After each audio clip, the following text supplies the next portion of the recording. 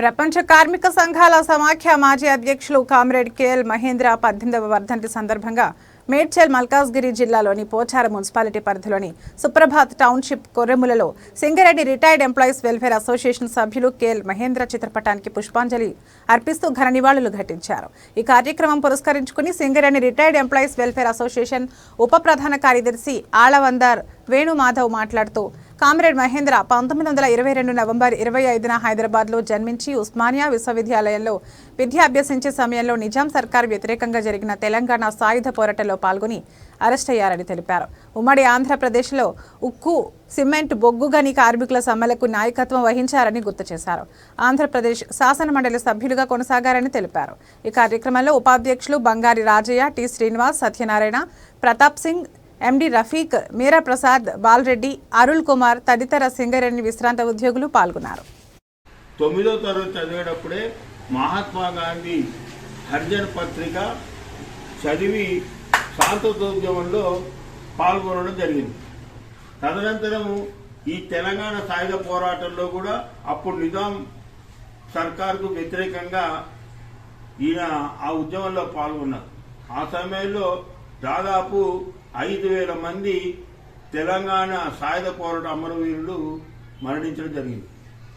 ఈ సమయంలోనే ఈయన ఉస్మానియా యూనివర్సిటీ చదివిన తర్వాత వెస్ట్ బెంగాల్ శాంతినికేతన్ వెళ్ళాడు. శాంతినికేతన్లో అక్కడ కొంతమంది వామపక్ష భావాలతో స్ఫూర్తి పొంది చనిపోయేంత వరకు, ఆయన తుది శ్వాస పోయేంత వరకు కమ్యూనిస్టు నేతనే బతికాడు. అదేవిధంగా దాదాపు 1970లో నుంచి 84 వరకు ఆయన గారు మన ఉమ్మడి ఆంధ్రప్రదేశ్కు ఎమ్మెల్సీగా ఎన్నుకోవడం జరిగింది.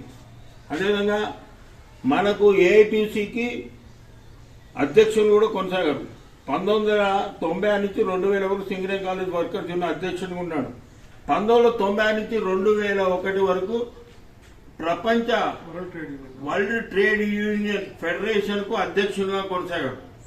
ఈ విధంగా ఆయన నిరంతరం ఆజన్మాంతరం బ్రహ్మచారిగా ఉంటూ కార్మిక వర్గానికి సేవలు చేస్తూ హైదరాబాదు, అదేవిధంగా తెలంగాణలో ఎన్నో పరిశ్రమలకు కార్మిక సంఘ అధ్యక్షుడిగా కార్యదర్శులు ఉంటూ కార్మికులు జీతభత్యాల గురించి నిరంతరం పోరాటం చేసిన మహనీయుడు.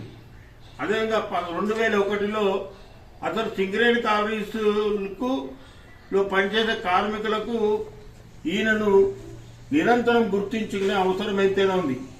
2001లో సింగరేణి కార్మికులు సమ్మె చేస్తున్నప్పుడు ఆనాటి ముఖ్యమంత్రి చంద్రబాబు నాయుడు గారు సమ్మె చేస్తే మీకు వేతనం కట్ చేస్తాను, ఒకరోజు సమ్మె చేస్తే 3 రోజులు వేతనం కట్ చేస్తా అని బెదిరించినందుకు దానికి వ్యతిరేకంగా సమ్మెను మరింత ఉధృతంగా చేస్తూ మిస్టర్ చంద్రబాబు నాయుడు గారు మీరు నష్టాలు వస్తున్నాయి సమ్మె వల్ల అన్నప్పుడు సమ్మె చేస్తే జీతాలు కట్ చేస్తా ఉన్నారు, మరి లాభాలు వస్తే ఏం చేస్తారని ప్రశ్నించిన వెంటనే చంద్రబాబు నాయుడు ఛాలెంజ్ తీసుకొని నేను 10% లాభాలు ప్రకటిస్తా అని చెప్పడం జరిగింది.